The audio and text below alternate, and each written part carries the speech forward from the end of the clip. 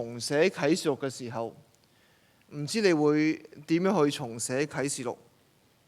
啟示錄廿一至廿二章當然係講緊新天新地，或者我哋今日嘅用語天堂嘅景象。咁我哋就話天堂究竟係點樣一回事？天堂究竟係點樣？即係話我哋用問題開始，就話如果你有機會重寫啟示錄廿一、廿二章，唔知你點樣去描述天堂？對某啲人嚟講，天堂好似一個好偉大嘅自助餐。另外一啲人可能覺得天堂係一間好靚嘅屋，或者係覺得天堂好似係某啲嘅遊樂場一樣。對學生嚟講，天堂就係唔使做功課嘅地方。喺醫院嘅病人嚟講，天堂係冇病嘅地方。但係如果我哋調轉去諗嘅時候，會唔會我哋對天堂嘅期待就可以反映到我哋心中嘅偶像？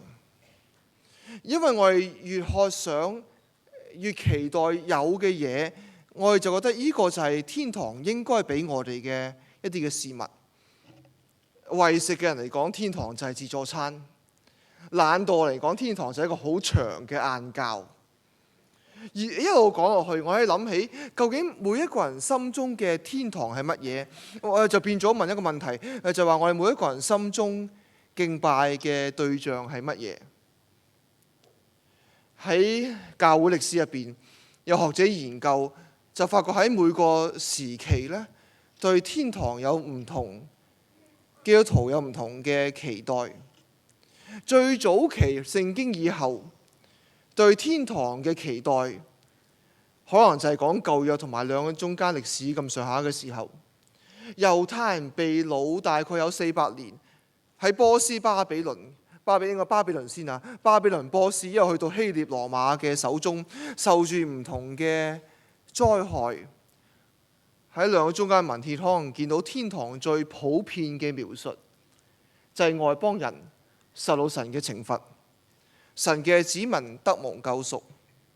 呢個係兩個中間群體所期待。喺新約聖經之後，可能最早期去描述到天堂景象嘅時候，可能大家有啲驚奇，因為喺第2世紀嘅時候，特別喺修道主義盛行嘅時候，基督徒就幻想天堂係一個冇雜念嘅地方，冇親戚朋友嘅地方，即係廣東話唔使湊仔嘅地方，冇人阻住你去諗嘢，冇人阻住你自己去有安靜。對修道士，呢個就係天堂。慢慢去第4世紀嘅時候，有一本文獻係大概388年。嗰文獻第一次係，相信可能第一次正式係介紹天堂嘅時候，形容天堂係一個家庭團聚嘅地方。大家見唔見到，正係同第2世紀成為一個相反。第4世紀修道主義嘅時候，講天堂係一個唔需要理家庭、唔需要擔心家庭喺邊度嘅地方。但係第4世紀嘅時候已經唔同咗啦。當時覺得群體嘅重要性成為咗社會嘅一個絕對嘅標準，所以 family reunion 家庭嘅團聚就成為咗天堂嘅景象。呢個可能成為我哋好多人對天堂嘅幻想。去到天堂嘅時候，我哋同以前離世嘅親人相聚。呢個係主後第4世紀。但係再一路講落去嘅時候，第5世紀，奧古斯都去形容天堂嘅時候，有多方面嘅形容。其中一個形容就係喺個天堂入邊，人有完美嘅身體嘅。佢真係咁樣講，完美嘅身形。嗱，特別係有肚腩嗰啲會羨慕啦。完美嘅身形，男仔有美男，女仔有美女。呢啲係第4、第5世紀完美嘅世界，佢哋嘅幻想。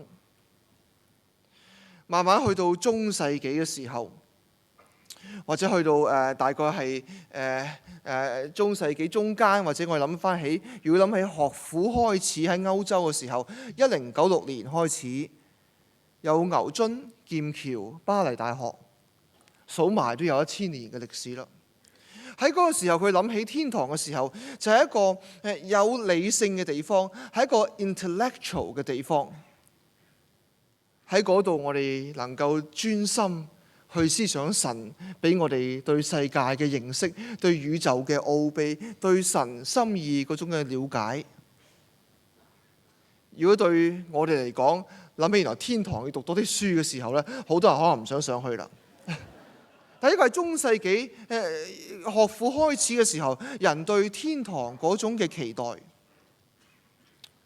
去到1150年之後嘅時候，喺短短100年嘅時候，喺歐洲中部城市由200個一路去到1500個城市咁上下，城市興旺嘅時候，學者話俾我聽，喺個時候人對天堂有另外一種了解，覺得天堂係一個 perfect city， 係一個完美嘅歷史，完美嘅城市，有最好嘅 urban planning， 最好嘅城市設計，受住一波一波嘅思維，我哋對天堂有唔同嘅期待。去到今日嘅時候，有人話150年之後，人嘅工作小時咧由70小時去到40小時。嗱，我諗香港應該唔止40啊。但係點都好，由70至40嘅時候，人嘅理想就唔係再係工作，而係 entertainment 娛樂啦。所以今日咧，我哋諗起天堂嘅時候，諗起一個打機嘅地方，對好多人嚟講，或者係踢波嘅地方，或者係旅遊嘅地方。我哋諗起天堂嘅就係一個 entertainment centre， 係一個娛樂嘅場所、娛樂嘅中心。或者係我哋最近期，我諗翻起人覺得最重要嘅就係 self-realization， 覺得人本身係最緊要嘅，係一個 therapy， 係一個治療嘅情況底下，我哋諗翻起人自己嘅 realization， 人自己對本身期待嗰種嘅成全最重要。所以有人覺得天堂就係我成全我最深嘅慾念嗰種嘅地方，就係叫做天堂。都未需要講聖經，我哋見到2000年嘅歷史，對天堂有唔同嘅期待，都係本於我哋覺得人生最渴求嘅係乜嘢，我哋就話呢個就係天堂嘅景象。要咁樣嘅背景嘅時候，你睇啟示錄21至22章咧，你可能會覺得失望，因為入邊冇大屋，入邊冇buffet食，入邊冇話你成日都要去第度旅遊。中意睇書嘅人咧，天堂冇書睇；中意打機嘅人，天堂冇機打。所以任何人對21至22章都可能會覺得少少失望，尤其是詳細睇嘅時候，啟示錄講嘅天堂差唔多冇乜好嘢講嘅。有一句兩句講嘅，就係講天堂冇眼淚，呢句係講到人間最多嗰句啦。但係冇眼淚都冇講笑好多嘅，即係唔係話好似一個 comedy club， 香港都有我知道。係咪你坐喺度一路聽笑話，聽幾千年幾萬年一路聽落去？冇咁描述，最多就係話天堂入邊係冇眼淚。咁我哋就話啟示錄嘅作者點解要咁樣去描述天堂？呢個天堂係咪我哋值得我哋羨慕嘅天堂？呢個新天新地係點樣嘅新天新地？當我再一次去思想嘅時候，我決定用兩個嘅景象去嘗試睇下聖經入邊描述嘅天堂。呢兩個景象我諗嘅時候，就收到新漢語對今次講座嘅一個 poster， 一個宣傳。感謝神，佢哋去宣傳嘅時候講新天新地，冇俾我哋一個好大嘅 buffet table 俾我見到，冇間好靚嘅屋，甚至我開心冇黃金地添啊！一陣會解釋，冇鑽石，淨係條河同埋棵樹。大家望住條河同埋棵樹，都肯嚟聽佢講座，都好難得噶啦。唔通我哋期待已久嘅就係一棵樹同埋一條河咩？既然間申漢宇嘅同工用一條河同埋一棵樹開始描述嘅時候，不如我哋由呢個角度去睇下聖經入邊講嘅新天新地又係點樣回事。先講結論，結論係啟示錄入邊去描述天堂係一個新嘅聖殿，新嘅聖殿。結論講就唔難。但個問題就係話喺聖經入邊邊度揾到聖殿？大家筆記入邊，我去描述幾個聖殿嘅存在。呢個時候，我想睇翻幾段嘅聖經，一定要跟住時間次序由創世記講起。但係咁樣雖然列舉出嚟係創世記第一點，但我想由詩篇第一篇去開始我哋嘅討論。因為詩篇第一篇點樣睇，我哋覺得係一篇唔係最尋常嘅，唔係最正常嘅詩篇。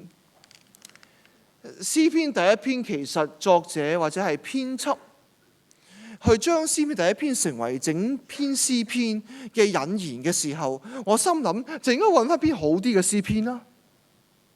咩叫做好啲嘅詩篇？我諗起詩篇嘅時候，我諗起讚美上帝。詩篇第一篇冇讚美上帝。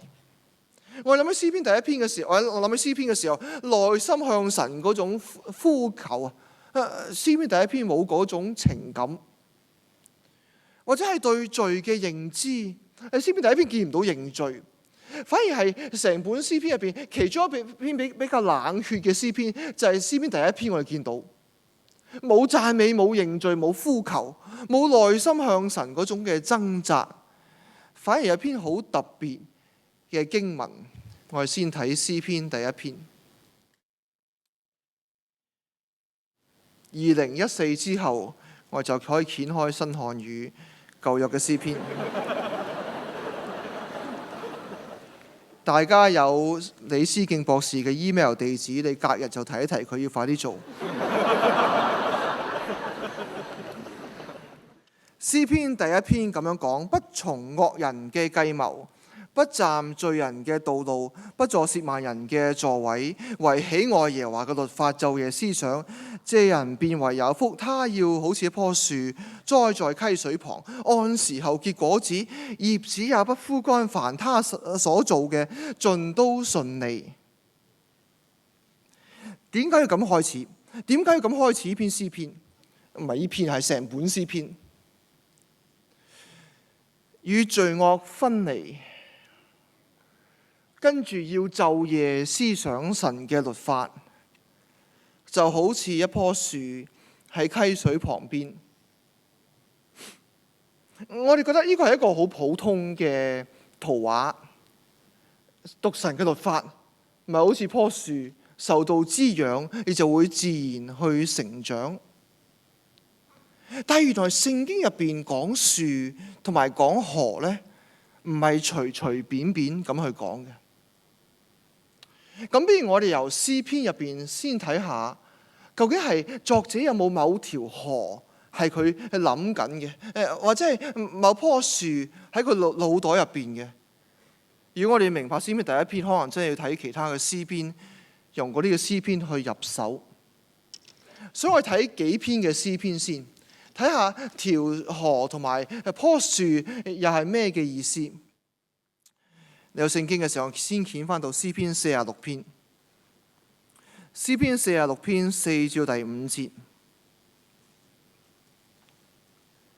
46篇第4至第5節，有一道河。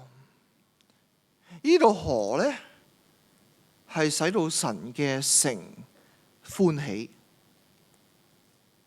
這城就係至高者居住嘅聖所，神在其中，城必不動搖。到天一亮，神必幫助這城。開始呢度介紹條河嘅時候，唔係普通嘅一條河，呢條河係要滋養或滋潤神嘅聖城，係神居住嘅地方。呢度好明顯係講緊，唔係淨係耶路撒冷城，耶路撒冷城冇乜其他嘢，有入邊嘅聖殿，呢條河係滋養聖殿。記住呢方面，河同埋聖殿嘅關係。睇多兩篇嘅詩篇，52篇第8節。今次唔係講河，今次講棵樹，又睇下邊度揾到棵樹。至於我就像神殿中嘅青橄欖樹，我永遠依靠神嘅慈愛。呢度講棵樹，你覺得係咪咁啱得咁巧？又係神嘅聖殿入邊，河係滋養神嘅城市，樹又喺神嘅城市入邊去長大。再睇多篇嘅詩篇，92篇12、15節。義人，嗱，今次嘅字眼同第一章好相近啦，又係講義人要發旺，同埋好似棕樹生長，好似黎巴嫩香柏樹。他們栽於邊度啊？耶和華嘅殿中發旺，在我們神嘅院裏。他們年老嘅時候仍然要結果子，常青嘅樹喺神嘅殿宇入邊。原來詩人多次講及河同埋樹，唔係一個普通嘅例子咁簡單，而係佢心目當中有神嘅聖所，係用河去滋養，而喺聖所入邊，聖徒能夠好似一棵樹去生長。呢個似乎係描述聖殿入邊敬拜嗰種嘅味道，嗰種嘅榮耀。如果咁樣睇嘅時候，詩篇第一篇話俾我聽乜嘢？我哋見翻到詩篇第一篇。而家我哋開始可以明白詩篇第一篇第一節講乜嘢。不從惡人嘅計謀，不站罪人嘅道路，不坐褻慢人嘅座位。呢度講乜嘢？越講越近。唔好跟住惡人，唔好企咁近，坐更加唔好坐。呢度講乜嘢？詩篇一開始嘅時候，150篇開始嘅時候有咁嘅經文，話俾我聽，詩篇係講敬拜嘅。原來敬拜嘅時候係講聖潔嘅上帝對敬拜上帝嘅人嘅要求，脫離世俗，好似你行入聖殿一樣，有唔同嘅園子，越行越近嘅時候，去到聖所，去到至聖所，大祭司先可以入去，慢慢與世俗分離。因為而家唔係講緊開 party， 而家係講緊敬拜上帝。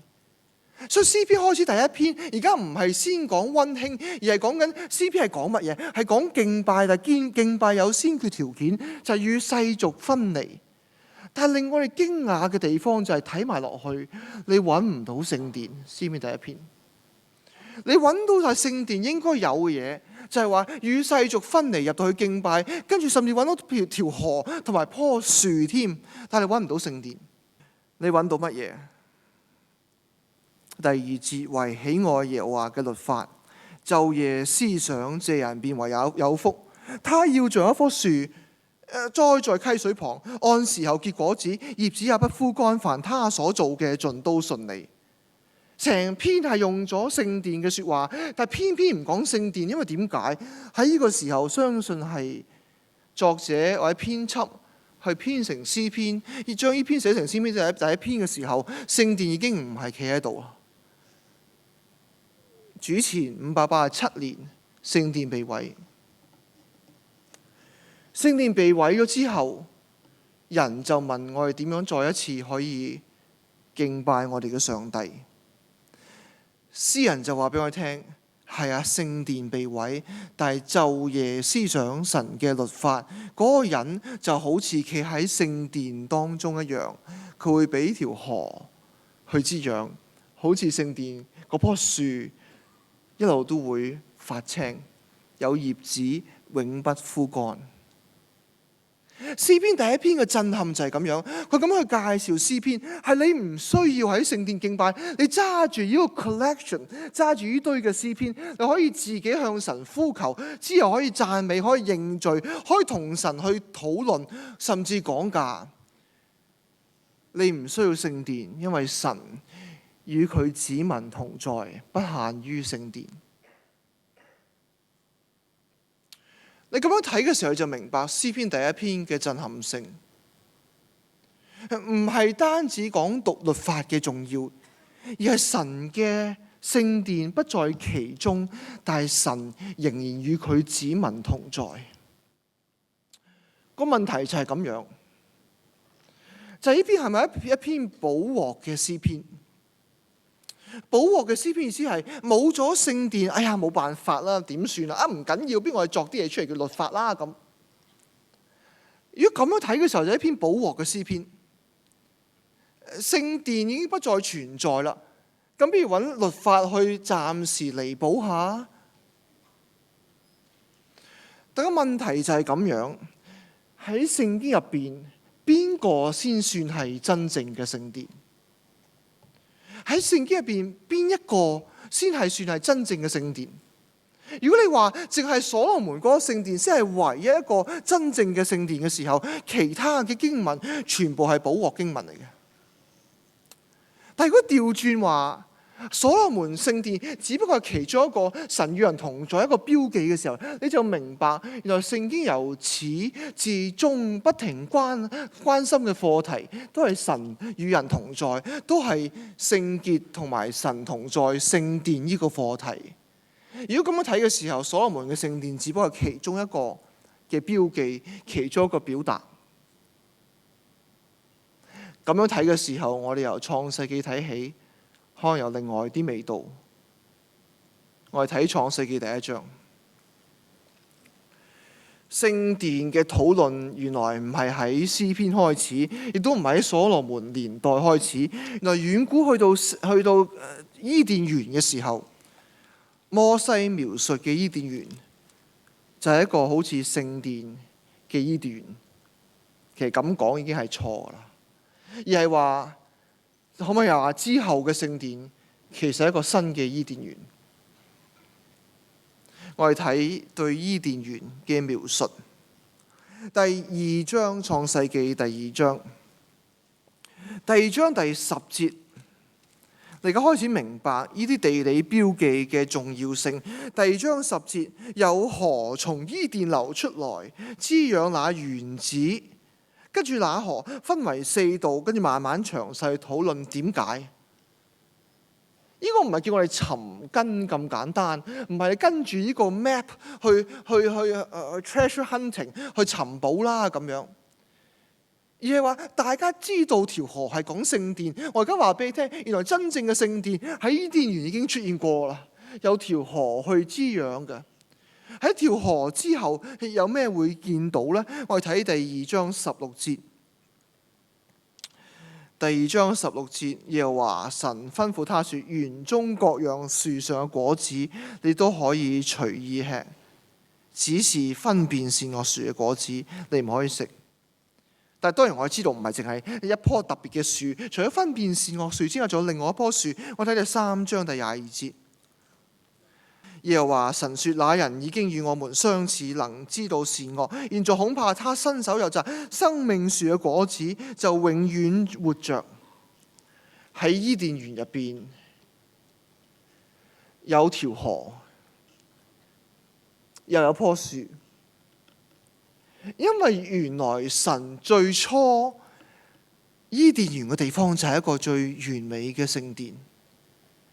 最初嘅時候，我哋見到神與他子民同在，用河同埋聖殿同埋樹做一個比例，佢話俾我聽，呢個就係你所幻想嘅聖殿啊！其實嗱，我相信作者係當然係諗緊之後耶路撒冷嘅樹同埋河嘅，但係呢個嘅時候佢咁樣寫嘅時候就話，其實耶路撒冷嘅聖殿唔係唯一一個聖殿。伊甸園先係終極神與人同在開始嘅地方。多方面嘅細節，我哋冇時間去討論。但係睇少少幾節嘅聖經，喺第2至第3章。第2章15節，學者話俾你聽，第2章15節嘅字眼好重要。耶和華神將人安置在伊甸園，使他修理看守。咁你話下，原來聖殿就係咁樣，伊甸園就係咁樣。你坐喺度要看守，要去修理，即係你做看更同埋做園夫，係咪就係咁樣？但呢兩個字眼係獨有嘅字眼，特別嘅字眼嚟嘅。你睇埋摩西五經先明白。我哋睇民數記一段嘅聖經，民數記第3章第7至第8節，係講緊利未人同埋祭司等等佢哋嘅職責係乜嘢。第7節，替他同埋會眾在會幕前守所吩咐的，辦理帳幕的事。守同埋辦理呢兩個字眼，正正係創世記第2章嗰兩個動詞。第2章修理看守，亞當夏娃，有學者話係第一個祭司，可能咁樣講冇錯。佢哋要做嘅就係利未人同埋祭司要做嘅嘢，看守同埋修理嘅工作。呢個唔係意外用咗呢兩個動詞。摩西話俾我聽，呢個係神嘅殿宇。再睇埋落去嘅時候，第3章24節，另外一個地理嘅標記。於是把他趕出來，又在伊甸園嘅東邊安設基路伯。點解東邊？因為伊甸園係朝東嘅。點解東啊？耶路撒冷嘅聖殿咪係咁樣，跟住東西嘅方向朝東嘅聖殿。所羅門嘅聖殿只不過係一個 model， 一個模型，係伊甸園嘅其中一個模型。如果咁樣睇嘅時候，更加重要可能就係第1章28節。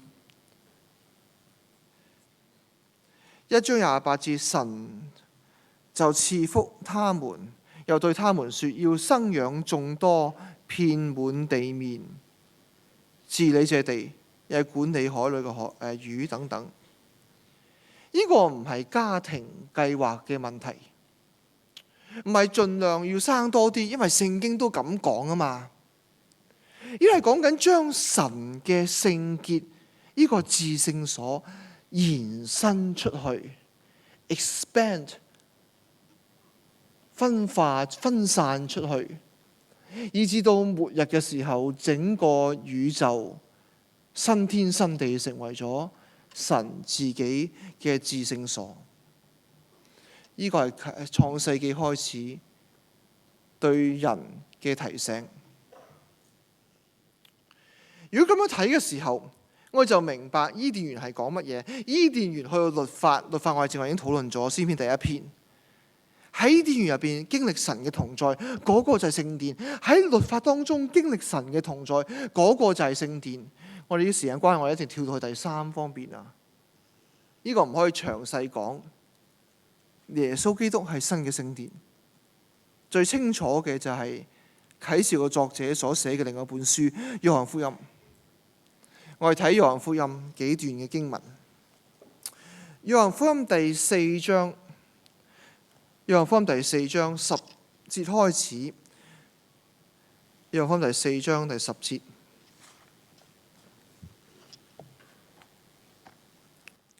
呢度係開始係用新漢語嘅譯本。耶穌回答說：如果你知道神嘅賞賜，以及對你說請給我水喝的是誰，你必早已求他，他也必早已賜給你活水了。婦人就話：邊度嚟活水？你都冇打水嘅器皿或器具。第12節，難道你比我們嘅先祖雅各還大嗎？13節，耶穌回答說：凡喝這水的人，還要再喝。但如果人喝我所賜嘅水，就必定永遠不渴。我所賜嘅水，在他裏面要成為泉源，湧流到永生。又嚟一次講條河啦。今次講邊個？耶穌基督自己。唔可以再問呢個係咪講緊所羅門聖殿？因為所羅門聖殿只不過係一個其中嘅標記。呢度可能講緊伊甸園，可能講緊所羅門嘅聖殿，可能講緊律法，但係耶穌入邊全部都成全了，因為耶穌俾我哋嘅水飲咗就唔口渴。你見到條河嘅時候，見到泉源嘅時候，你會諗下棵樹又幾時出現？我哋睇埋落去第15章第1至第5節，約翰福音。我是真葡萄樹，我父是栽種的人。我身上所有不結果子嘅枝條都要剪去，所有結果子嘅都要修理乾淨，可以結得更加多。跟住第4節，你們要住在我裏面，我就住在你哋裏面。枝條若不留在葡萄樹上邊，憑自己唔能夠結出果子，同樣你哋唔係住喺我裏面，亦都係咁樣。我哋聽過啲字眼啊，係咪啊？要喺神入邊受到神嘅活水滋養，你先能夠結出果子。耶穌呢度講得好清楚，你唔係住喺我裏面，不能夠結出果子。水同埋樹，猶太人咁樣明。我哋睇第2章，我哋就明白啦。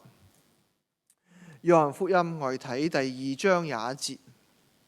我開始嘅時候，約翰已經交代咗呢樣嘢。第2章21節，其實耶穌所說嘅聖殿係指他的身體。而家唔可以再問耶穌係咪一個 symbol， 係咪一個 symbolic representation 咁簡單，係咪一個象徵性代表所羅門嘅聖殿？可以話係，可以話唔係。但所羅門嘅聖殿根本已經係另外一個象徵。邊個真啲啊？伊甸園嗰真啲，定律法真啲，定所羅門嘅聖殿真啲，定話係耶穌真啲？耶穌話或者係神道成肉身，住在人中間。人喝活水就唔會渴，住在他裏面，神嘅說話或者神自己就能夠滋養。所以原來聖經由始至終關心嘅課題就係話，要神嘅聖殿或者神嘅同在喺人之間能夠成全。呢個唔係一個意外嘅發展，唔係啟示錄作者突然間諗下不如講呢樣嘢啦咁簡單，而係由始至終人類最需要嘅就係神嘅同在。你咁樣睇嘅時候，我先明白創世記至到啟示錄高潮嘅時候嘅內容係乜嘢。我哋而家見到啟示錄第21同埋22章。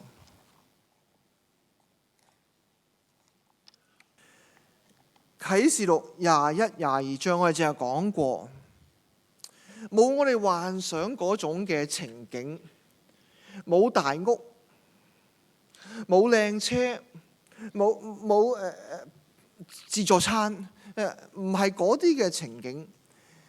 21、22章係講緊新天新地，就係神與人同在終極嘅地方。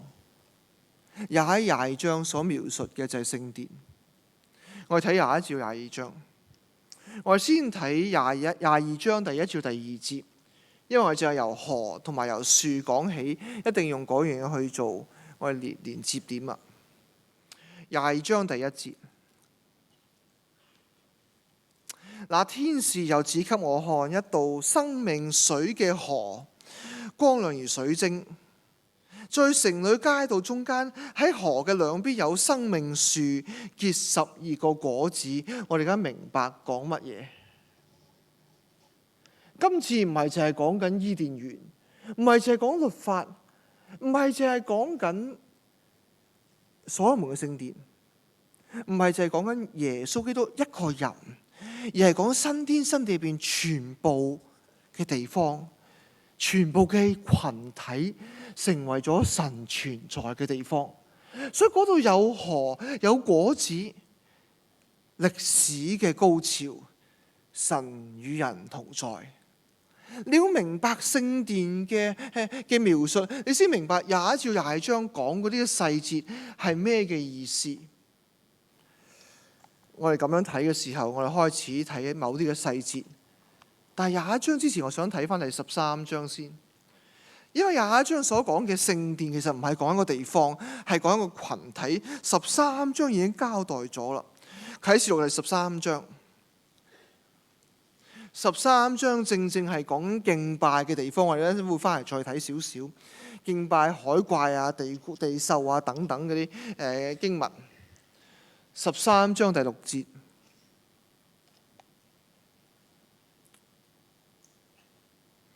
他就開口，呢度講緊獸海獸嘅出現啦。他就開口，向神說褻瀆嘅話，又褻瀆神嘅名和他的帳幕或者帳篷，就是那些住在地上的或者住在天上的。呢個好難解釋。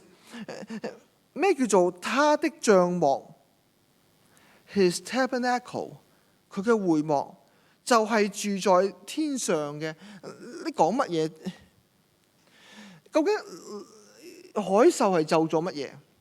和合本咁樣翻譯，如果冇記錯嘅話，佢就話咒咗帳幕咒咗帳幕同埋住喺天上面嗰啲。咁我容易明啲啊！咒咗兩樣嘢，帳幕同埋住喺天上邊嗰啲。但係唔係咁嘅意思，呢度唔係講緊海獸咒咗兩樣嘢，而係咒咗一樣嘢，就係咒咗帳幕。帳幕就是住在天上嘅乜嘢啊？聖徒咯。原來帳幕就是聖徒啊，帳幕就係會幕啊，帳幕就係聖殿啊，帳幕就係聖殿，聖殿就係聖徒，聖徒就等於帳幕。原來講嚟講同一樣嘢，就係到末世嘅時候，神嘅新嘅群體就係聖殿嘅地方，或者就係聖殿嘅本身。新天新地原來唔係講一個地方咁簡單，而係講我係整個群體成為咗聖殿。約翰福音話耶穌基督係聖殿，詩篇話律法係聖殿，所羅門嘅聖殿話某個地方係聖殿，伊甸園話某個地方係聖殿。睇到話喺終極嘅時候，所有屬神嘅子民嗰個就係聖殿。所以唔係講 where 嘅問題，邊度嘅問題，係講 who 嘅問題，邊個嘅問題。聖殿喺邊度揾到？喺神所拯救嘅子民身上面揾到。呢個末世嘅時候，我哋成為咗新天新地，唔係我哋住喺新天新地咁簡單，我哋成為咗新天新地。睇多少少對新天新地嘅描述，我哋見翻到第21章。大家開始可以睇下其中嘅啲細節，我哋點樣去理解。21章第10節開始形容新天新地嘅時候，第10節，在靈裏，天使把我帶到一座又大又高嘅山，把從神那裏自天上降下來嘅聖城耶路撒冷指給我看。末世嘅地方就係一個新嘅聖城耶路撒冷，喺一個高山上邊。嗰陣時嘅耶路撒冷都係一個高山，呢個超然嘅高山，因為一個最終極聖殿嘅地方。所以古時嘅聖殿喺高山，當然末後嘅新天新地都喺高山上邊。咁你就諗，咁唔係好大啦，係咪？高山一個山頂有幾大啫？都係唔係嗰個問題，而係講緊呢個係新嘅聖殿，所以喺新嘅耶路撒冷上邊。睇埋落去，第16節，唔使講尺寸啦，嗱講尺寸都可以。12000個斯納德係即大概係。美國係用里嘅，唔係用公里。英里嚟講係大概1500個 square miles 個平方里，即係大概係美國中部去東岸咁上下嘅地方，好大嘅城市。點解要俾埋咁嘅地理因素我哋？我相信係講緊另外一回事。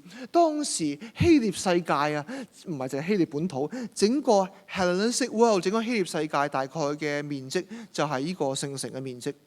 換句説話，作者話俾佢聽，整個地方成為咗新天新地，唔係某個地方啦。嗰陣時最講世界入邊某個地方係聖殿，而家唔需要，成個新天新地，成個宇宙成為咗聖殿，神與人同在，最終極嘅表達。睇尺寸嘅時候，留意下第16節下半節，城嘅長度、闊度、高度都是一樣。你話關我咩事？因為當時原來建築物入邊其中一嚿嘢就真係長闊高都一樣嘅，就係至聖所入邊啊，喺至聖所嘅本身長闊高都一樣。成個新天新地成為咗至聖所，再冇外邦人嘅院子，以色列人嘅院子，婦女嘅院子，跟住聖所至聖，冇呢啲分別，得一嚿嘢嘅啫，就係至聖所。好奇怪，聖殿嘅描述，或者係新天新地嘅描述，冇講階層嘅，甚至呢個另外一個課題，我冇時間呢個時候處理。我哋幻想喺新天新地入邊咧，如果你對神忠心啲，就坐架靚啲嘅車，住間大啲嘅屋。如果你少啲侍奉咧，對唔住，你要住廁所隔離間細房。聖殿冇咁樣講到，或者聖經冇咁講到。新天新地冇分到階層。嗱，賞賜又冇分大小，呢個另外一個課題。呢度新天新地係一個至聖所，神與人同在嘅地方。再睇埋落去，第22章第4節，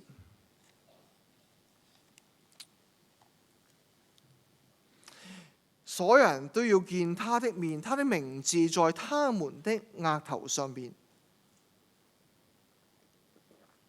原來大祭司佢名字會刻喺佢額頭上邊，但係末世嘅時候，每一個信徒嘅名字都會刻喺佢額頭上邊，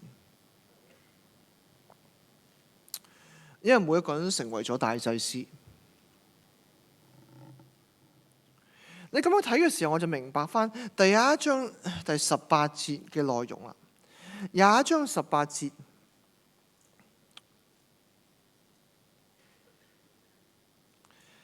牆係碧玉做，城係純金。跟住第19節開始，一路講唔同嘅寶石。呢個寶石唔係講緊你上天堂有錢嘅問題啊！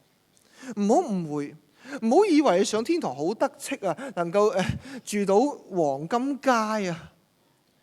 如果個個都係黃金，你啲黃金唔值錢嘅，記住，冇晒意思噶啦！如果個個住黃金街。呢度唔係講緊有錢嘅問題，因為有錢係一個相對嘅字眼嚟㗎，一個 comparative term 嚟㗎。上天堂冇話有唔有錢嘅咧，個個都有晒啲寶石。咁你話仲要啲寶石嚟做乜嘢啊？我靚啲人，我有藍寶石，你有紅寶石，襯埋一齊好睇。唔係咁樣講，唔係咁嘅意思。我哋睇翻舊嘅聖經，睇以西結書，以西結書28章13、14節。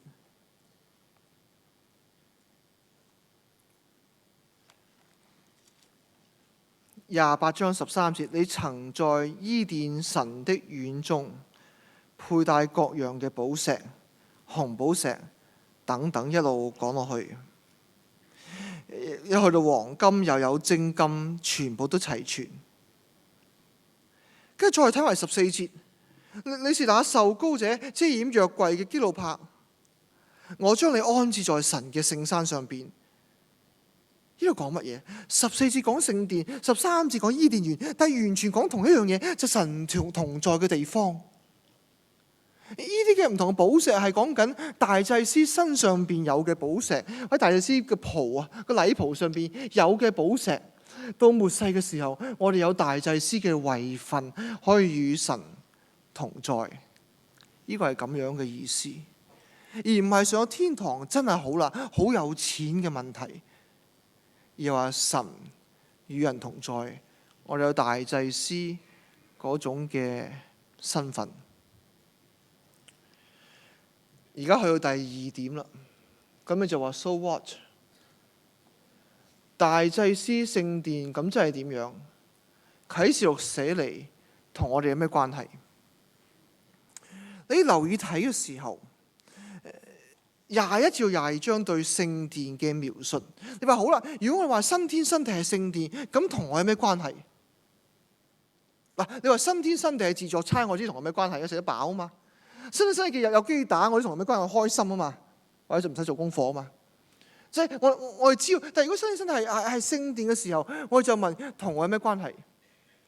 新天新地係聖殿嘅時候，同我有咩關係？同我哋關係就係咁樣。聖殿對我哋嘅要求係聖潔嘅要求。呢個末後嘅結語會影響我哋睇整本嘅啟示錄。啟示錄嘅中心係乜嘢？苦難？我相信唔係。我先講幾方面先。首先我哋講幾方面21至22章，特別描述新天新地嗰種嘅方法，有聖殿做背景，我哋明白啲啦。我哋睇第一方面，純正 purity 純潔嘅問題。我睇幾節嘅聖經嘅時間關係。21章第11節，又像晶瑩嘅碧玉。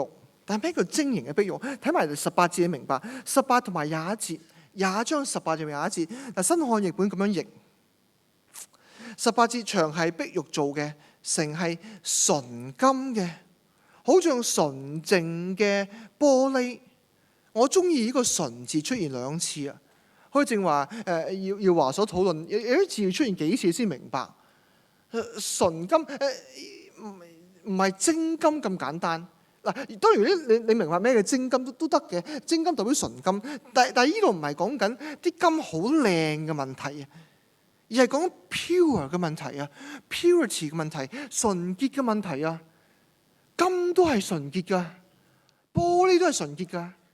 咁你話我中意金，我唔中意玻璃，因為唔值錢啊嘛。但係而家唔係講錢嘅問題啊，唔係講鬥有錢啊，係講純潔嘅問題啊。金又好，玻璃又好，天堂入邊揾到嘅係純潔。如果我哋對天堂嘅描述，好多時候話黃金街，冇錯，真係咁樣。但係呢度唔係講緊靚同埋享受，唔係講緊某間靚嘅酒店，哇，真係靚啊，行去全部金嘅，而係講緊純潔嘅問題。煉成純金係好困難，當時做純潔嘅玻璃係好困難。天堂入邊全部都係純正。咁你話唔係，都係講緊有錢嘅問題。我哋睇另外一段聖經，我哋知道，睇另外一段聖經我知道，同樣喺啟示錄17章第4節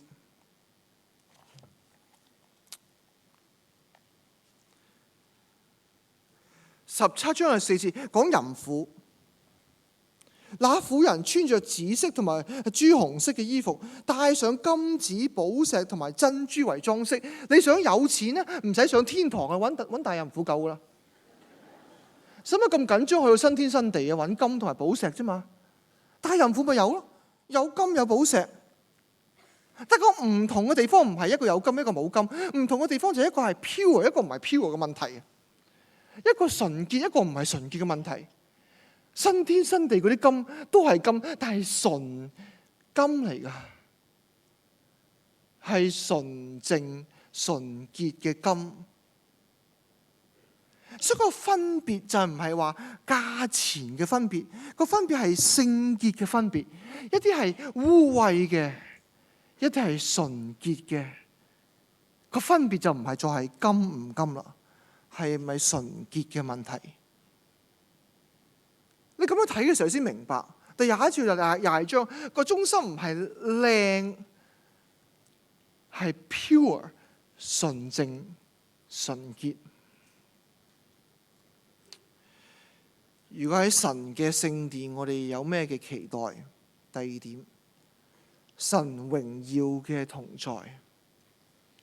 多個字眼係描述神嘅榮耀。我哋睇第21章，21章23、24、25、26節一路講落去。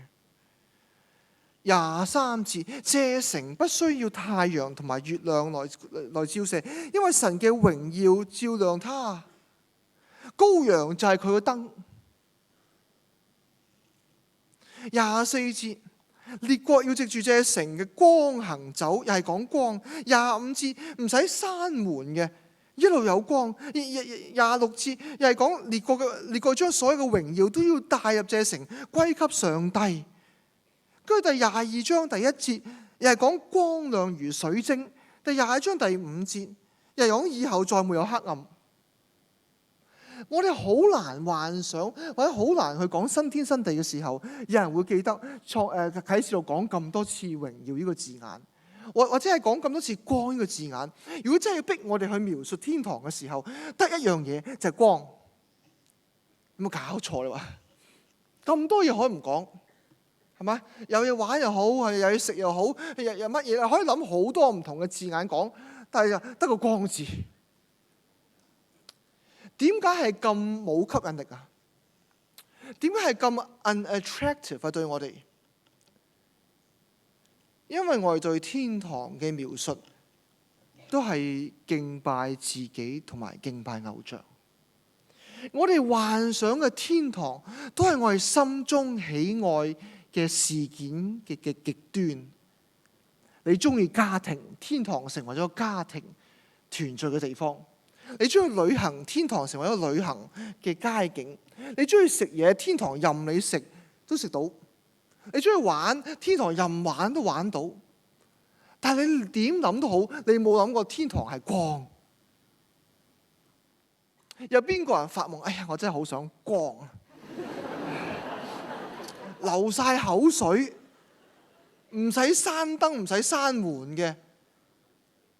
對我嚟講，呢個係最冇吸引力嘅寫啟示錄嘅方法。你點樣寫都好，你一定唔會咁樣寫啟示錄嘅新天新地。因為我哋寫啟示錄，或者我哋對天堂嘅幻想，永遠係自我中心嘅幻想，或者一個敬拜偶像式嘅幻想。但係作者話入邊乜都冇，神嘅榮耀充滿那地方。你咁仲想唔想去？敬拜上帝嘅地方，神榮耀嘅地方。如果係咁嘅時候，第3點我明白。容許我粗俗啲咁講，冇講食嘢，冇講車，冇講屋，但有幾節冇引嘅經文喺入邊。21至22章有幾節係你冇諗過，天堂都要講埋嗰啲咁嘅嘢嘅經文係乜嘢？我睇第21章第8節，21章第8節。至於膽怯嘅、不信嘅、可憎嘅、殺人嘅、淫蕩嘅、行邪術嘅、拜偶像，以及一切説謊嘅，他們嘅份就係燒着嘅火湖嗰度。呢度係講緊一大堆嘅罪行。點解要呢個時候仲講罪行？唔止一次喎，仲講幾次添？睇第2次啊，27節，21章27節。所有不潔淨嘅，就係那些行可憎嘅事同埋説謊嘅，絕不能進入這城。22章15節。作者仲唔放手，到最後嘅時候又嚟一次。城外有狗，有行邪術、淫蕩、殺人、拜偶像，一切喜愛以及一切喜愛同埋編造謊話嘅人。點解要咁講？因為講親聖潔嘅時候呢，有另外一面嘅。就係人嘅罪嗰面。唔可以淨係講聖潔嘅上帝，而唔去反省我哋生命嘅罪。新天新地嘅中心係講乜嘢？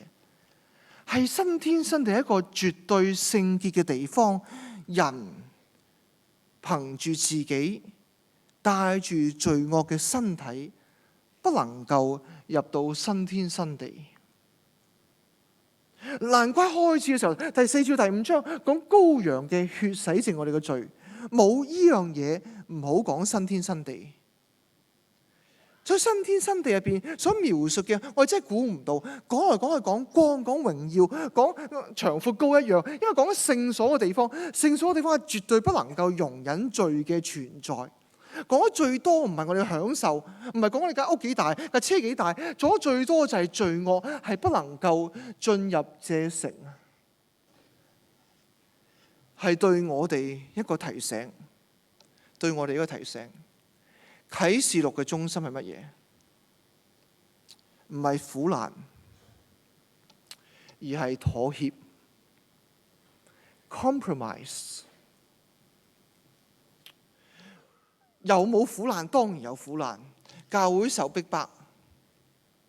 但係我哋經過苦難嘅時候，我哋第一個嘅 impulse， 第一個想做嘅事情就係安慰，係咪啊？任何一個歌星離開世界，電視邊我哋即刻見到啊，感謝神，他與神同在了，係咪真係㗎？我哋唔會講，諗都唔敢講啦，係咪啊？講都唔好意思。當然我哋喪禮更加唔會講啲嘢啦，係咪？呢個人都唔錯，但係咁樣。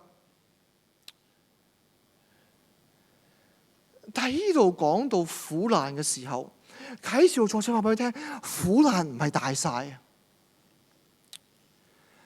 喺我哋基督徒圈子人話我哋一個歌頌苦難嘅文化，覺得以為苦難代表我哋成聖，以為苦難就代表我哋與神親近，以為我哋經過苦難就事必然會見到上帝。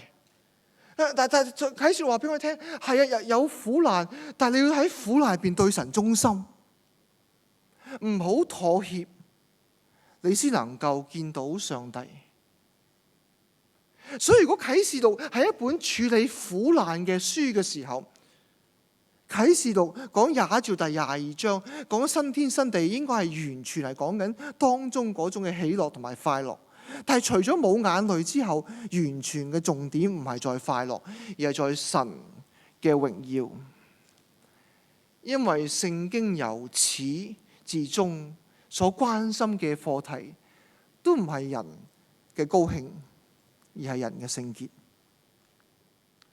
由伊甸園開始，一路啟示錄所關心嘅課題就係人點樣能夠成為聖潔，敬拜上帝。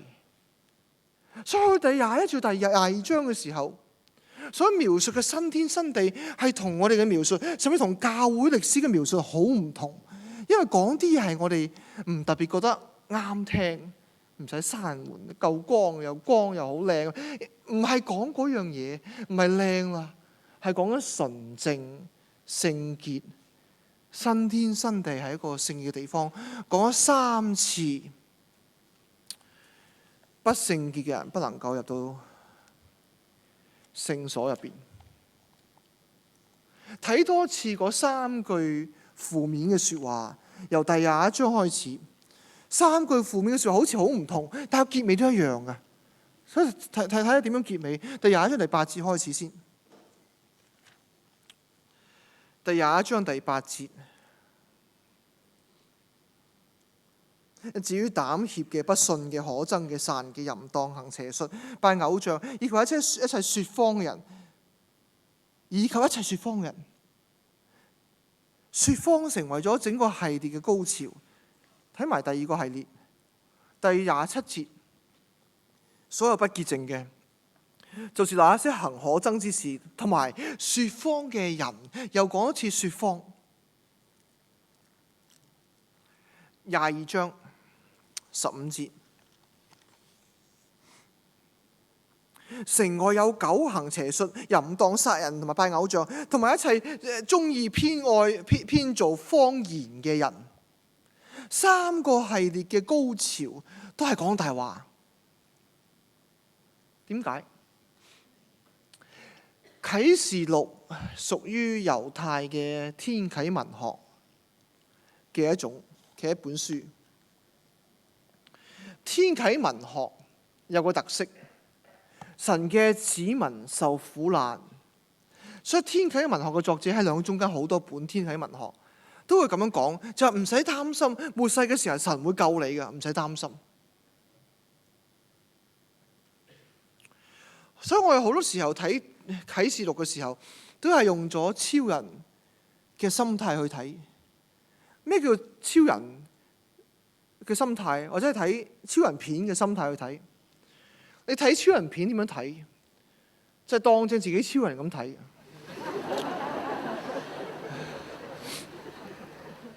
呢個係好多年前新漢語講啟示錄嘅時候講咗討論過，唔能夠詳細討論。但係咩叫睇超人片嘅心態？多數人睇超人片咧，都當自己超人。好少人睇超人片係當自己係俾超人打過。即係越睇越陰公，越唔開心。睇完出嚟，哎呀真係慘啊！俾人打一身咁樣。我睇親都好開心啊出嚟。點解？因為你當你自己超人啊嘛。兩個中間嘅啟示文學好多就係啲咁嘅超人片啦。神嘅子民受難唔緊要，神一嚟到救贖神嘅子民。點知啟示錄開波嘅時候，先鬧係鬧乜嘢啊？唔係鬧巴比倫，唔係鬧羅馬，先鬧係教會第2至第3章。問教會，你小心啲，你唔好以為自己睇緊超人片。你究竟係咪聖潔嗰班人先？如果你過唔到第2至第3章、第4章之後嘅勝利，同我哋完全冇關係。所以啟示錄嘅中心唔係處理苦罪嘅問題，亦都唔係處理苦難嘅問題，係處理喺苦難問題入邊點樣對神忠心。苦難周圍都有，但係苦難嚟嘅時候，我哋係咪對神去忠心？甚至我哋做牧者都唔夠膽咁講，一有人病嘅時候，即係話：喂，你係咪犯咗罪啊？咁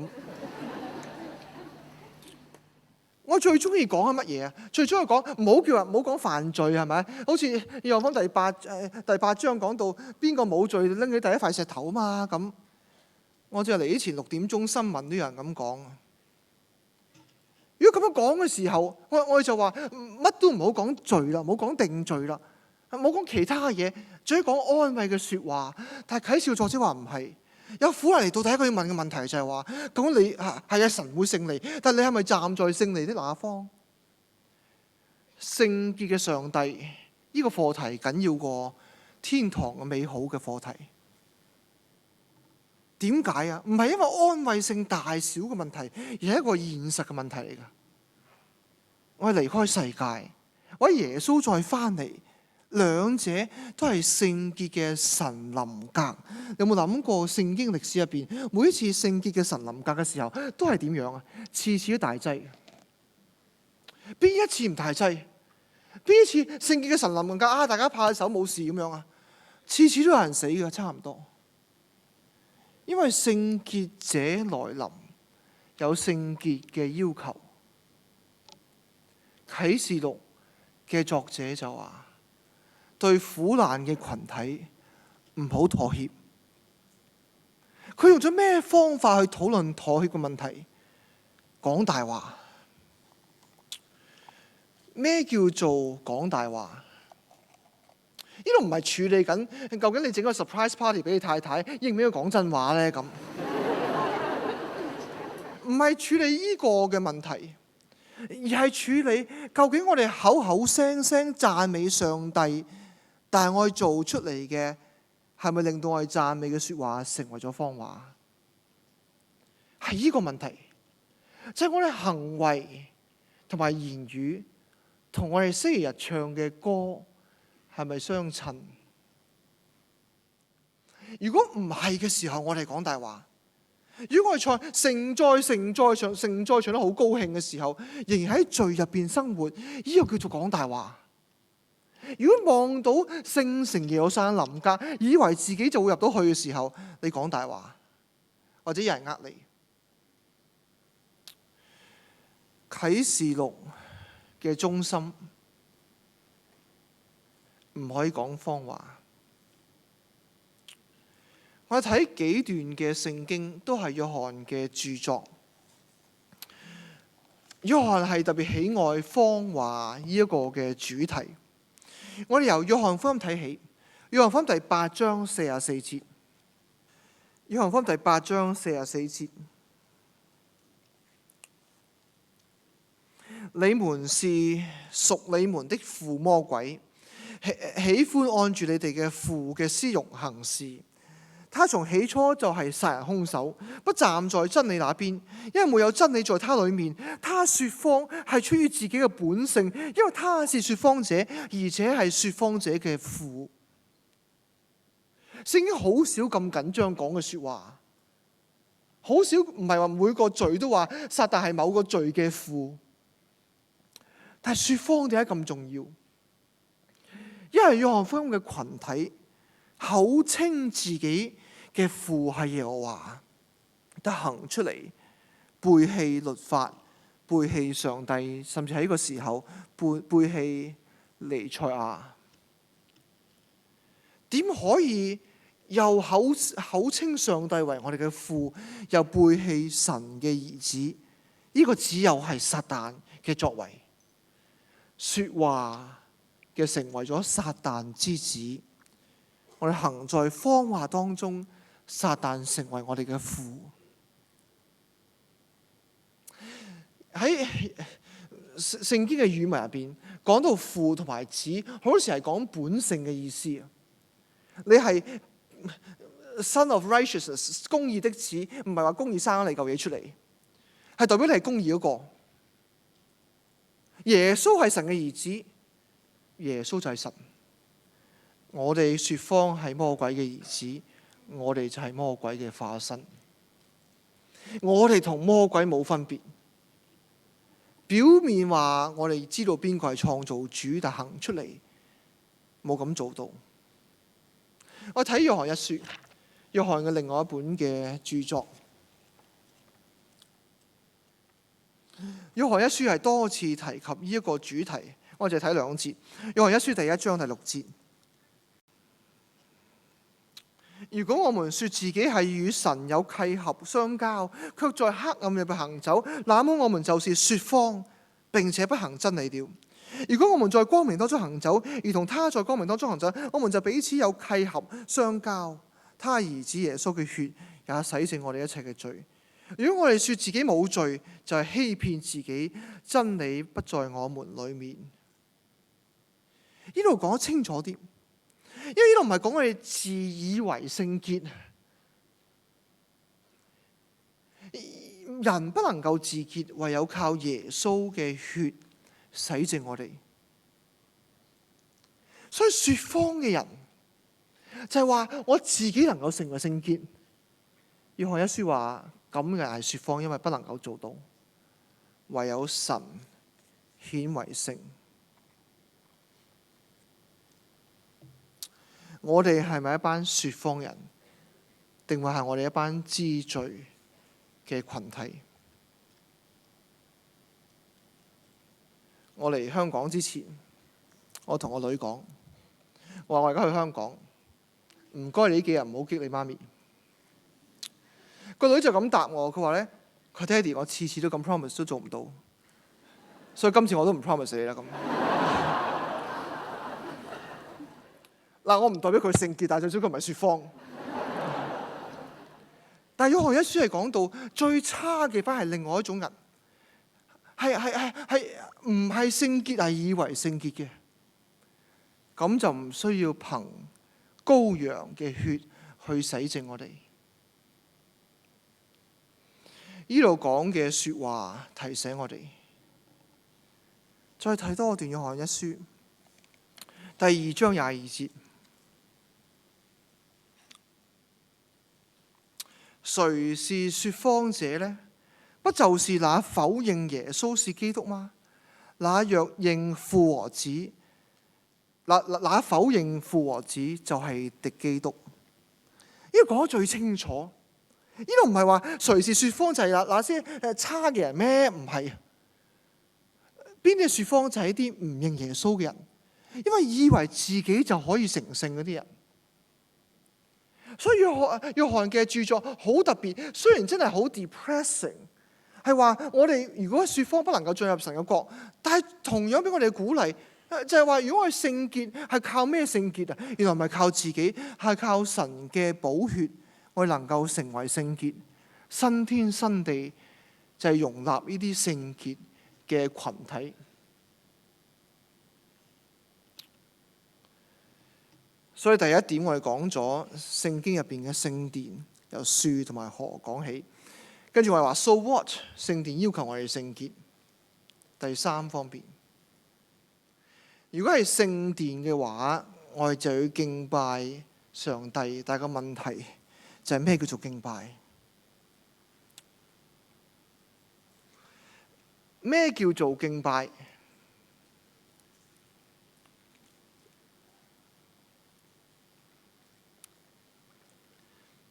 最簡單嘅答案就係，每一個敬拜嘅動作都係一個顛覆性嘅動作。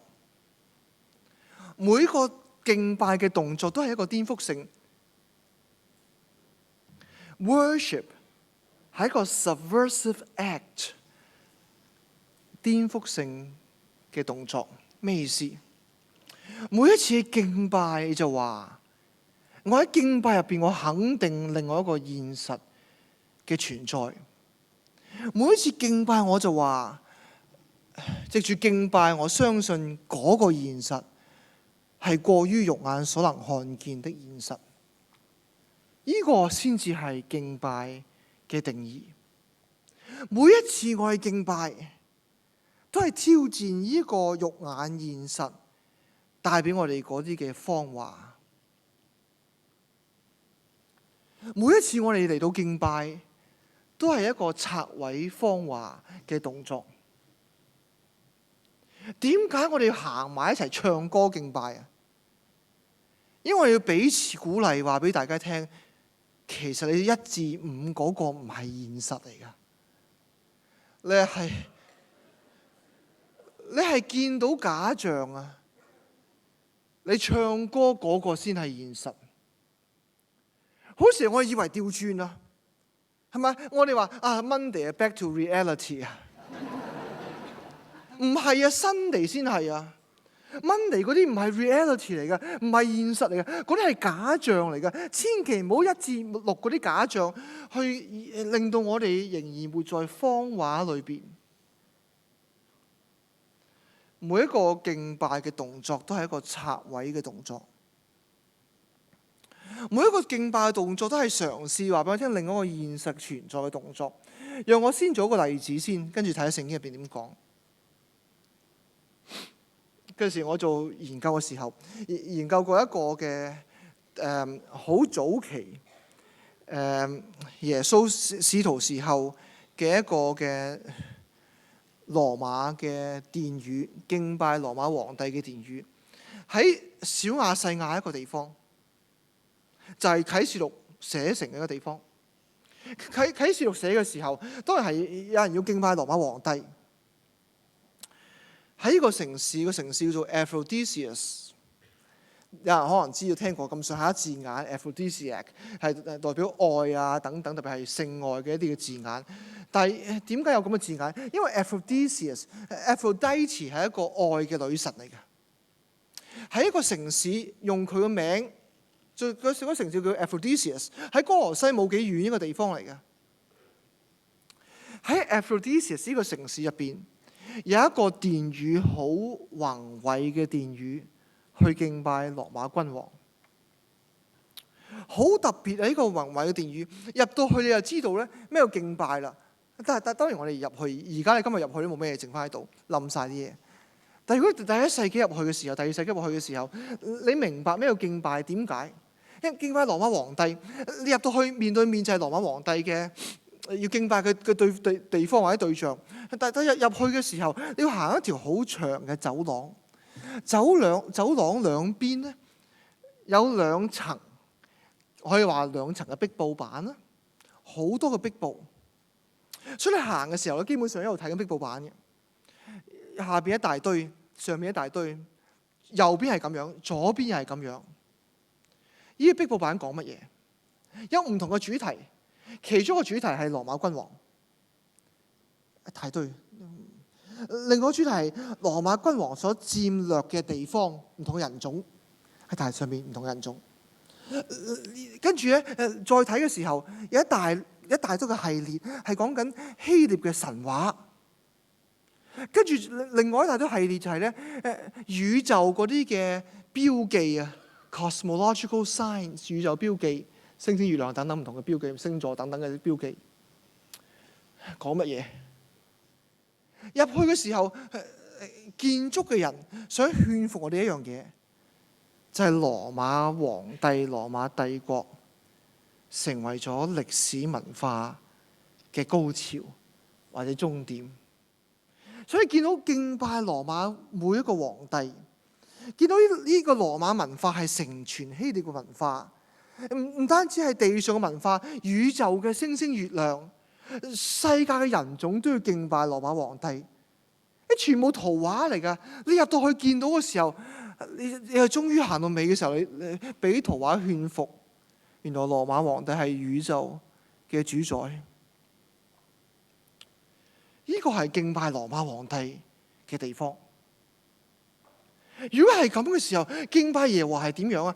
藉住敬拜，我係勸服另外一個現實嘅存在。今次唔係羅馬皇帝，唔係羅馬勢力去承傳希臘嘅文化，唔係講緊呢啲嘢。今次藉住敬拜，我哋知道那創造天地萬物嘅主就係我們的主，我們的神。啟示錄4章第11節所講。雖然我哋受緊逼迫，但係藉住敬拜，我哋知道邊個係宇宙嘅主宰。每一個敬拜嘅動作都係一個挑戰現實嘅動作。我哋由創世記第1章睇起。創世記第1章講乜嘢？你唔會知道創世記第1章講乜嘢。如果你唔知道究竟創世記第1章係鬧緊咩人？你話嚇有得鬧嘅咩？我就講咗，每一次敬拜都係一個挑戰現實嘅敬拜，每一個敬拜都係一個挑戰謊言嘅敬拜，或者挑戰謊言嘅動作。有咩謊言好挑戰啊？我哋睇詩篇先，睇下另外一個創造嘅説話，另外一個創造嘅技術點去介紹創造天地嘅事情。詩篇74篇。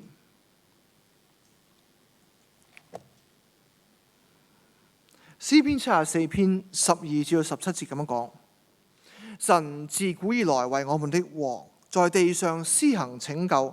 佢曾用能力將水分開，將水中嘅大魚嘅頭打破，能夠敲碎鱷魚嘅頭，成為咗禽獸食嘅嘢。跟住白晝屬你，黑夜屬你，亮光日頭都係你所預備嘅，地嘅一切疆界都係你所立定嘅，夏天同埋冬天都係你所做嘅。呢度講乜嘢？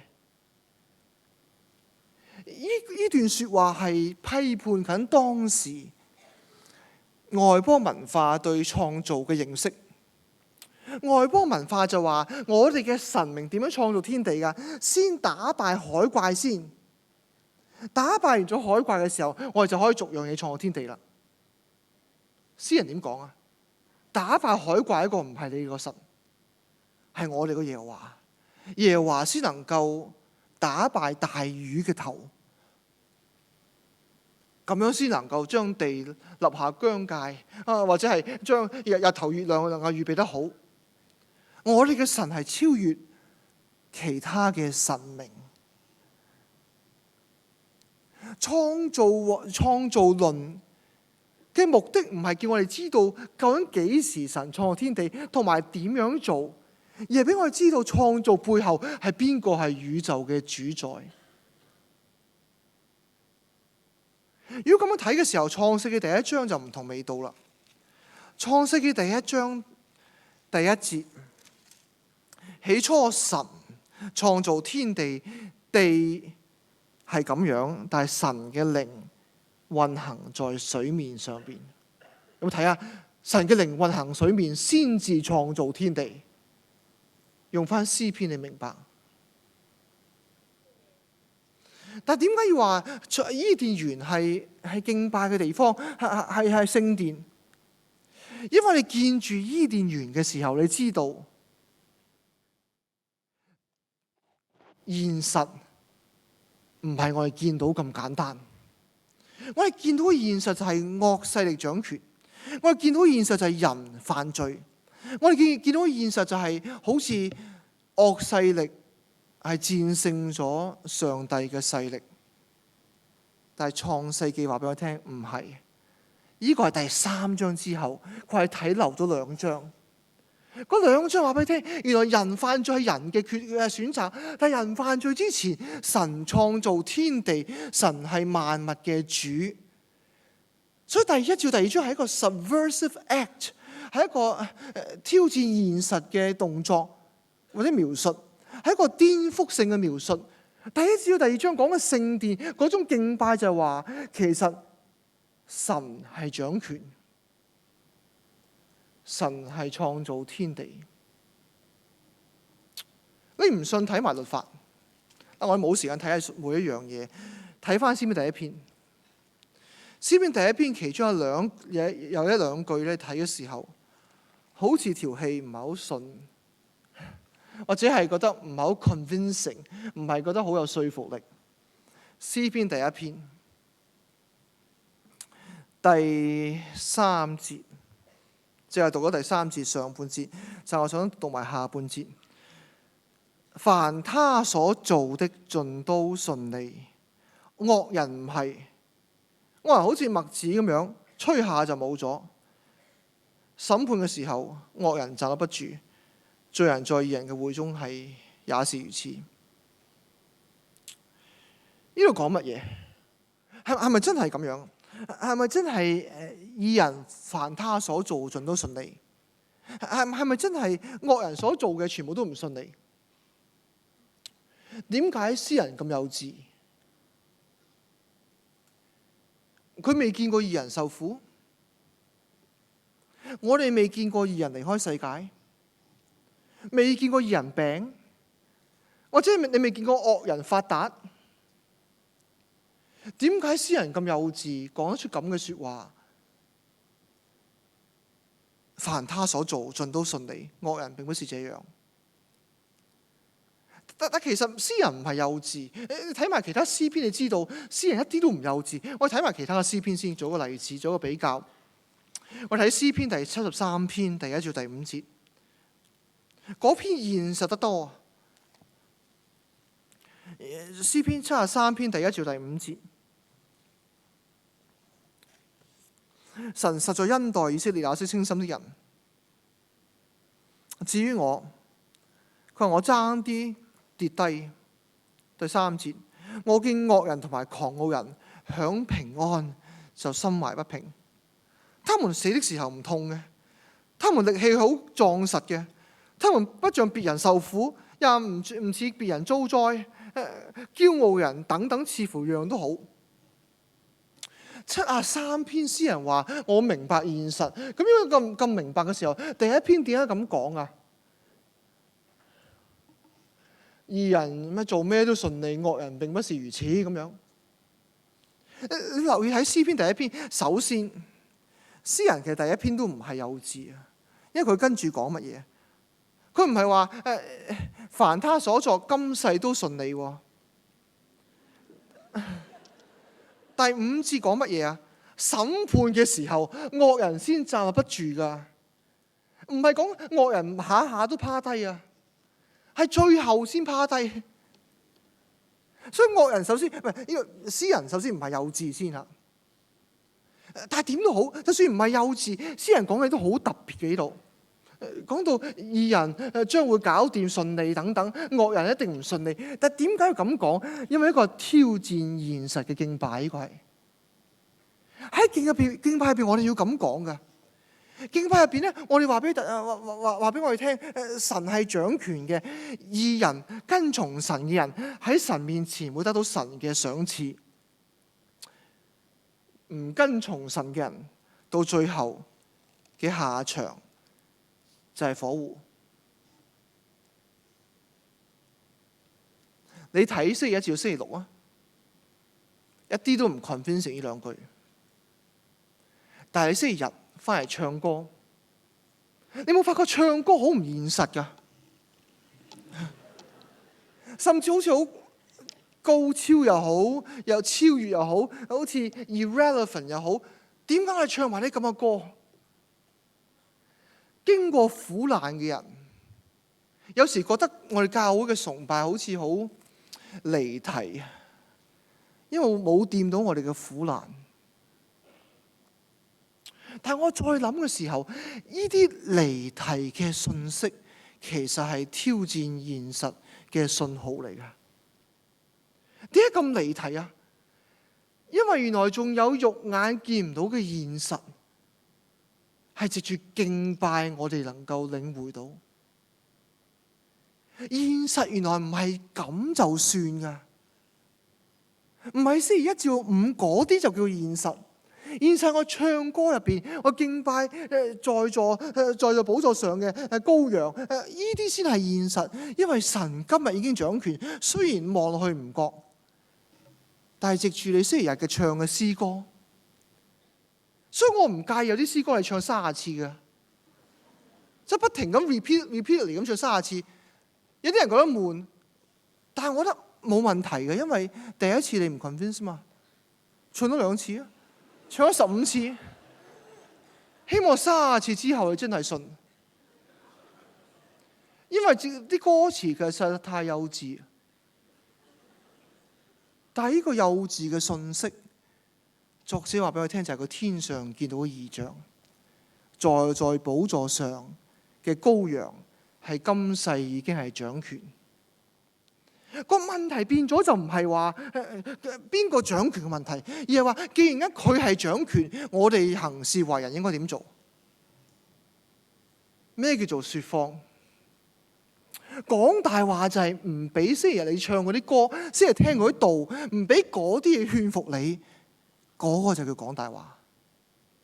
你唔相信耶穌基督係掌權，呢個就係佢講大話。呢個就係敵基督啊！用一書講得好清楚，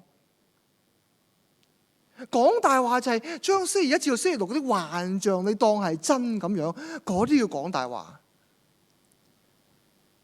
啟示錄用咗咁多嘅口水，咁多奇怪嘅景象，話俾我哋聽，我肉眼所見到嘅現實唔係就咁算數，唔係咁多。去到耶穌基督一樣，時間關係，我哋唔能夠去討論耶穌基督嗰部分。我哋去到最尾啟示錄嘅敬拜，我哋睇第3點，第3.4嗰度。啟示錄嘅敬拜係點樣敬拜？我哋睇啟示錄第4章開始，一開始嘅時候已經講敬拜嘅課題。第4章第10節，24位長老就俯伏在座寶座嘅那位面前，敬拜那位活到永永遠遠嘅，又把自己冠冕放在寶座面前，說：我們的主，我們的神。呢個嘢唔容易講㗎，呢個係顛覆性，但係唔容易講。點解啊？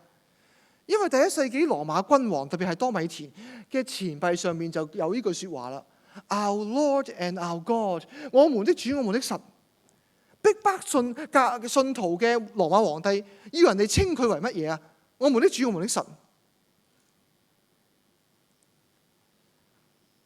約翰寫第4章嘅時候，用咗羅馬宮廷嘅景象寫嘅，有寶座喺度，周圍有啲 advisors。有啲顧問，跟住有唔同嘅地區性嘅皇帝向大皇帝跪下。啲人睇嘅時候睇4章睇到第11節 A， 仲以為講緊多米鐵，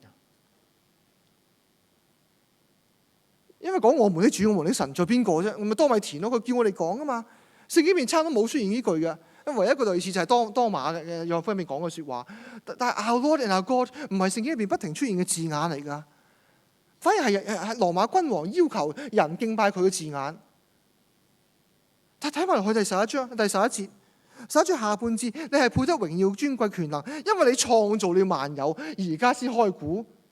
原來羅馬君王幾得戚都好，都唔會話自己創造萬有。呢個時候我先知道耶和華係獨有嘅主宰。敬拜代表乜嘢啊？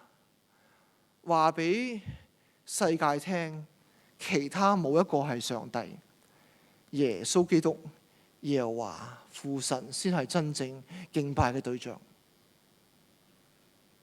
第5章14節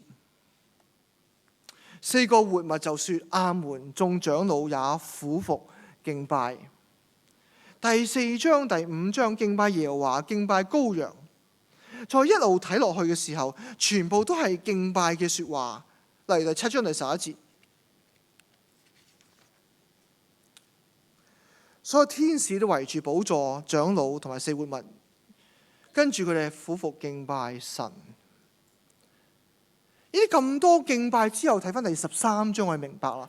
13章同埋第12章結尾嘅時候，講到龍、海獸同埋地獸係地上嘅人敬拜嘅對象。龍代表撒旦，海獸代表皇帝，地獸代表地方嘅官員。因為去到第18章，人敬拜嘅對象，原來發覺唔係淨係官員咁簡單，而係錢幣、車輛、房屋等等，成為咗人敬拜嘅對象。原來成本啟示錄係俾我哋做個挑戰，敬拜邊個？金錢、房子、你嘅上司、逼迫你嘅人，定話係敬拜一個見唔到嘅耶穌基督？如果啟示錄嘅中心或者個結語個高潮係講敬拜嘅時候，唔係因為貪得意嘅問題，而係講緊呢個就係整個啟示錄嘅中心，係一個 compromise 嘅時代，係一個妥協嘅時代。作者話你敬拜嘅對象係邊個？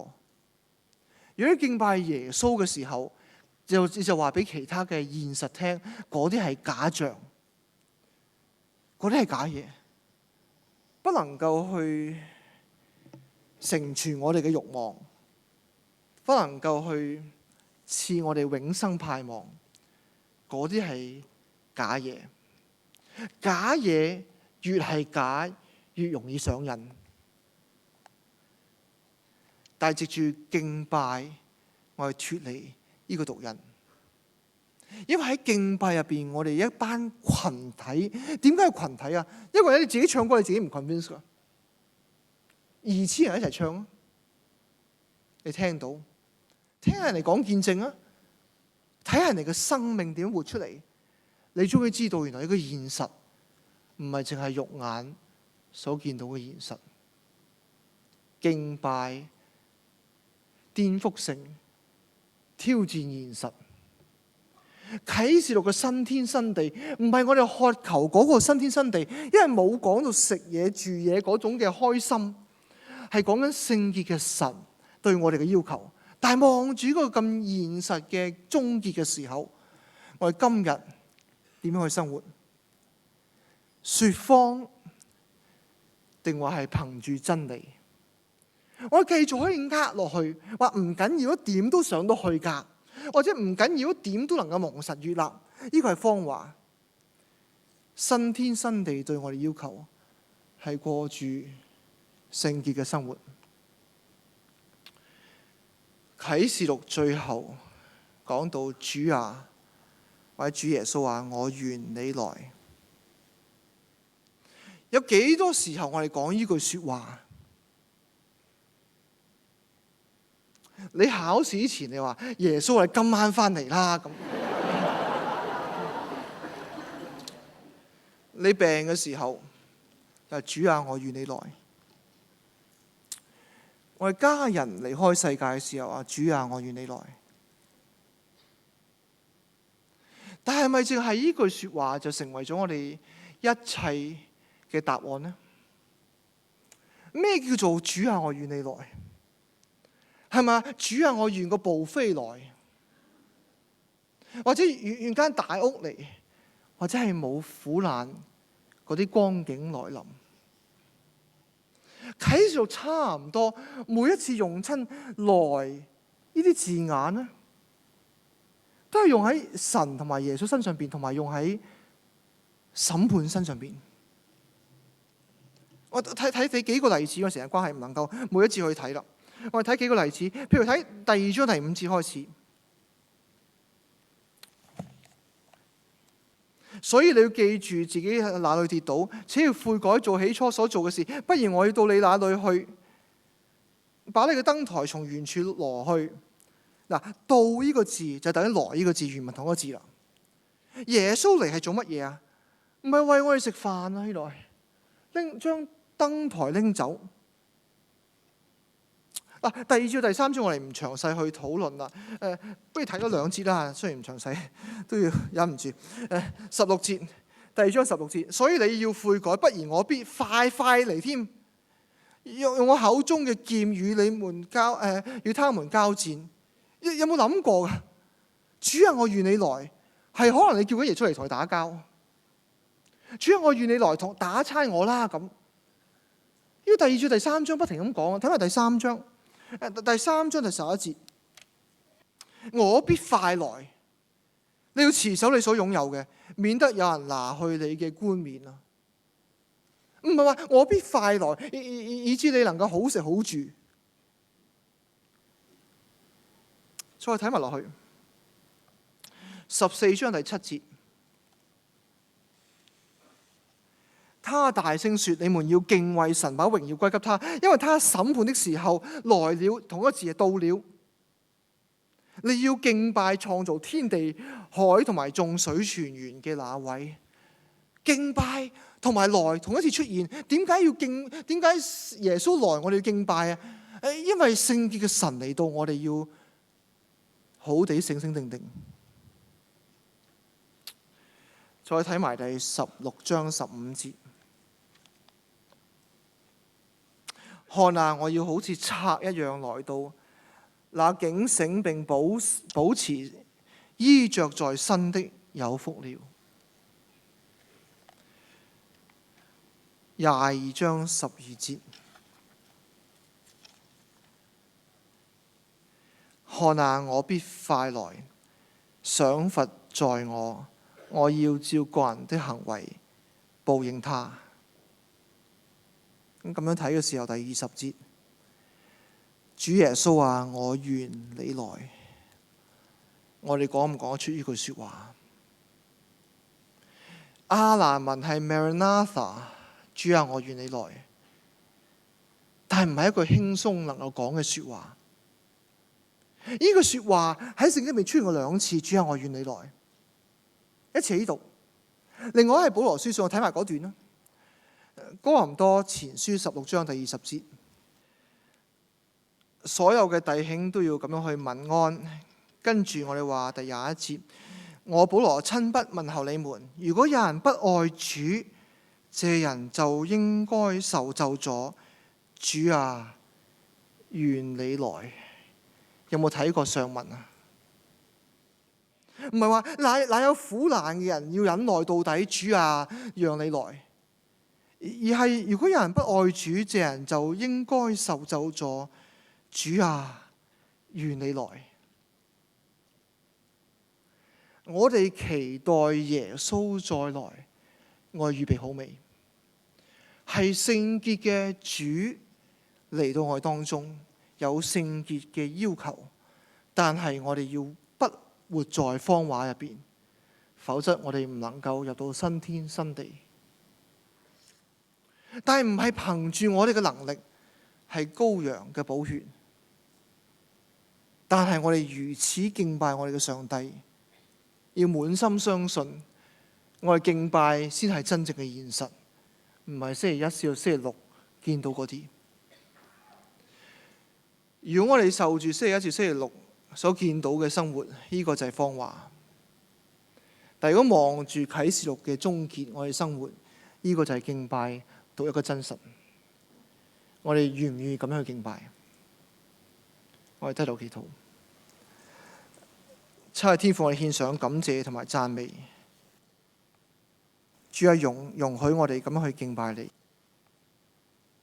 熟讀聖言，明白聖經所描述嘅現實，先係唯一真實嘅世界。俾我哋完全俾呢個世界所勸服。就係讓我哋讀你嘅話語讀得透徹，而再見到呢個現實嗰種可愛同埋真實。求神俾我哋預備好去迎接，以至我哋真係能夠講主耶穌，我哋願你來。為你嘅說話，我哋獻上感謝。咁佢哋奉主名求。